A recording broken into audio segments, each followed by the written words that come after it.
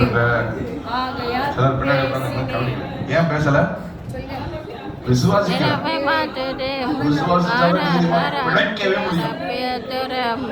அவன் சொல்லல இல்லன்னா நீங்க பிழைக்கவே பேசலையோ இல்ல பிரதர், பிழைச்சிட்டு தான் இருக்கேன். ஏதோ அவர் நிர்ணயித்த அந்த திட்டத்தை நீங்கள் சுதந்திரிக்கவே இல்லை. அவர் உங்களை அழைத்த அந்த அழைப்பை நீங்கள் ஓடவே இல்லை. அவர் உங்களுக்காக வரைந்த அந்த உயரத்தை நீங்கள் பார்க்கவும் இல்லை, அடையவும் இல்லை. அவர் உங்களுக்கு குறித்ததை அவர்தான் உங்களை கொண்டு நிறைவேற்ற முடியும்.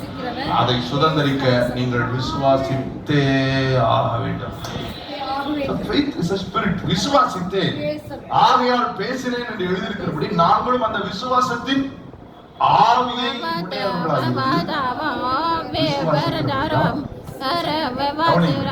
விசுவாசத்தின் ஆவியை பக்கத்துல பார்த்தா விசுவாசத்தின் விசுவாசத்தின்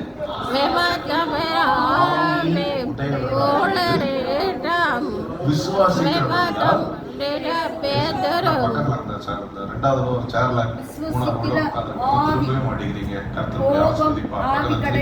விசுவாசித்து விசுவாசத்தின் ஆவியை உடையவர்களாக இருந்து விசுவாசிக்கிறபடியால்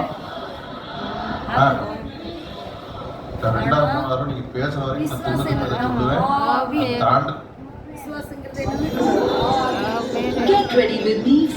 ஆவியை உடையவர்களாக இருந்து விசுவாசிக்கிறபடியால் பேசுகிறேன். பக்கத்துல திருப்பி பார்த்து நீங்க சொல்றீங்க, திருப்பி நானா நீங்களா பார்த்துறோம். விசுவாசத்தின் ஆவியை உடையவராக இருந்து விசுவாசிக்கிறபடியால்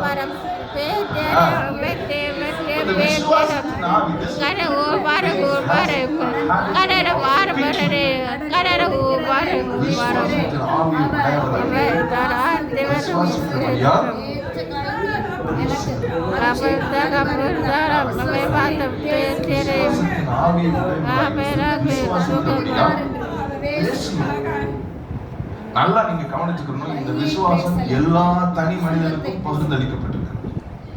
ரோமர் 8:10 நீங்கள் கவனித்தால்